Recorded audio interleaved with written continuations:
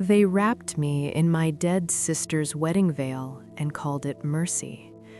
The fabric smelled of jasmine and grief, and it clung to me like a second lie as the procession marched me toward the enemy's black banners.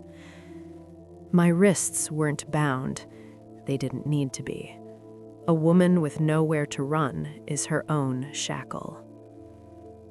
Cassia had died 3 days before the ceremony. Fever, swift and final. My stepmother had barely finished weeping before she turned to me with that particular smile, the one that meant, "I have found a use for you." Someone had to cross the Valley of Salt. Someone had to wear my sister's name and smile like she meant it. I was always the someone. The Warlord's camp materialized from the fog like a bad dream refusing to end. Not tents, structures, permanent, as if he'd decided to own the landscape rather than pass through it. His soldiers lined the path in absolute silence. That silence hollowed me out more than any war cry could. He waited at the end of the line. I'd heard he was large.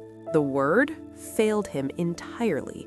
He was built from violence, from the specific architecture of a man who'd survived things that killed other men and let it build him. Black armor, black hair, a brand scarred into his throat, old and deliberate. Someone had tried to own him once. The thought barely landed before his eyes found mine through the veil. 1 look, 2. Then he reached out with a slowness that was worse than speed and lifted the silk from my face. The assembled court stopped breathing. "Cassia Dorn," he said quietly, "has green eyes. Mine are brown. Disarm the escort." His voice didn't rise, didn't need to, "and bring her inside." The room had a lock on the outside. I cataloged it anyway. 1 barred window, a trunk, a bed with solid posts. You learn to count your weapons before you need them. That lesson was free, courtesy of a childhood that cost me everything else. They slid food under the door like I was a problem to be managed. I ate it. Survival isn't romantic. It was deep in the second night when the voices came through the heating grate. 2 men, careless with wine. Dorn played it clean. Dead girl's name, live girl's body. The warlord opens the gates, never sees the knife inside the gift. My hands went still. She doesn't know? Knows nothing. There's contact poison on the trunk clasp. Her stepmother packed it herself. He'll be dead within a week. The fire crackled. I didn't move. I thought of my stepmother's hands, how carefully she'd folded every gown, how she'd wept and told me to make him comfortable. 12 years of cruelty dressed in care, and I'd almost missed the pattern. Then I thought of the brand on his throat. The mark of a man who had been property once, who had rebuilt himself from ash and refusal. The story said betrayal had made him a monster. Standing in his fortress with my family's poison 3 feet away, I thought maybe it had just made him honest. I left the trunk against the wall, and I went to find the grate that connected to his chambers. He was awake. Of course he was. He sat at the edge of his bed in the firelight, a worn leather cord working between his fingers, private, repetitive, human. The gesture almost broke my nerve. Almost. I knocked once on the servant's passage door I'd found by stubborn mapping. He answered with a dagger already drawn. "Drop the knife," I said. "I'm not here to kill you. That's actually the problem." He lowered it, let me in.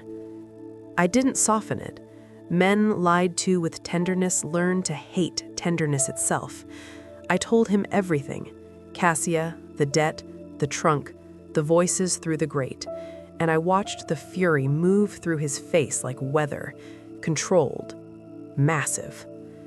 And then, just for a second, something underneath it broke the surface. His jaw moved, a muscle feathering hard. His hand closed around the leather cord so tightly the knuckles whitened, and he turned his face away from me like I wasn't meant to see what crossed it. But I did. It wasn't anger. It was older than anger. The look of a man who has been handed proof, again, that the world is exactly as brutal as he'd taught himself to believe. That the moment he allowed his gates to open, someone walked through them with poison in their hands. He had hoped, somewhere beneath all that stone, that this time would be different.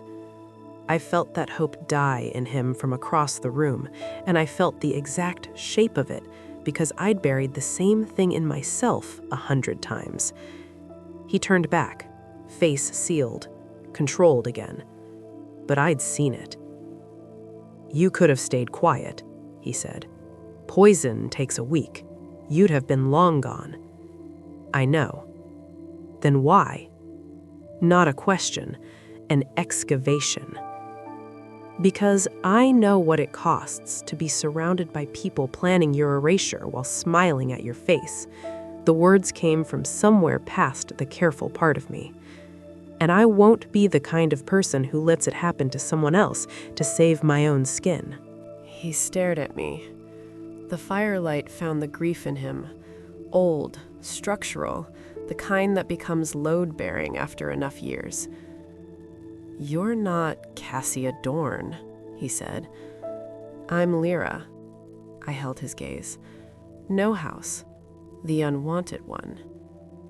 Something cracked open in his expression and sealed itself immediately, but I caught it. He turned to the fire, both hands on the mantel, the brand on his throat stark in the orange light. "My own generals did this." He didn't turn around. "When I was 17, thought it would make me easier to control." A beat. "It didn't," I said quietly. "No." He turned then and looked at me with an attention that had weight, the kind that rearranges things. "No."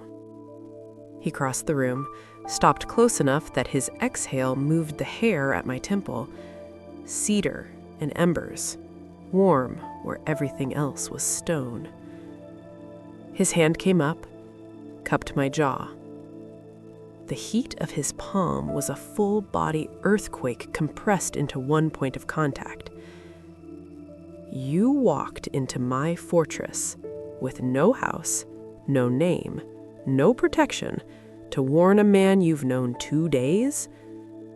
Yes. That's not a tribute." His thumb traced my cheekbone. "That's a defection." My heart was a riot. My voice held. "Show me where to stand," I said. "I won't move." The corner of his mouth shifted, not quite a smile, the shape that precedes one in men who've forgotten how. He dropped his hand, turned to the window. "Stay close," he said. "It ends tonight." He used the trunk as bait and himself as theater. At breakfast, he announced, loudly, casually, like a man with nothing to fear, that the tribute gifts were generous and that he would meet the Dorn escort personally before their departure. The assassins thought they'd won. They came in the hollow hour before dawn, 3 through the east passage, 2 from the courtyard roof. He had their names by sunset. That's the kind of warlord he was. Except the 5th man wasn't where the intelligence said he'd be. I heard it before I saw it, a scuff of boot on stone behind me from the war room's secondary passage, the one we hadn't covered. The cold edge of a blade kissed my throat so fast I didn't have time to process fear before it was already there. "Call him off," the assassin said, "or you bleed first." For one suspended second, the war room went absolutely still. Then I heard him. Not the controlled, seismic quiet I'd come to recognize, something raw, a sound that came up from somewhere beneath the warlord's architecture, beneath the general, the legend, the man made of scars and strategy. "Take your hand off her." 3 words, but the voice that carried them was not the voice of a man calculating odds. It was the voice of a man who had found something he did not know he was capable of losing.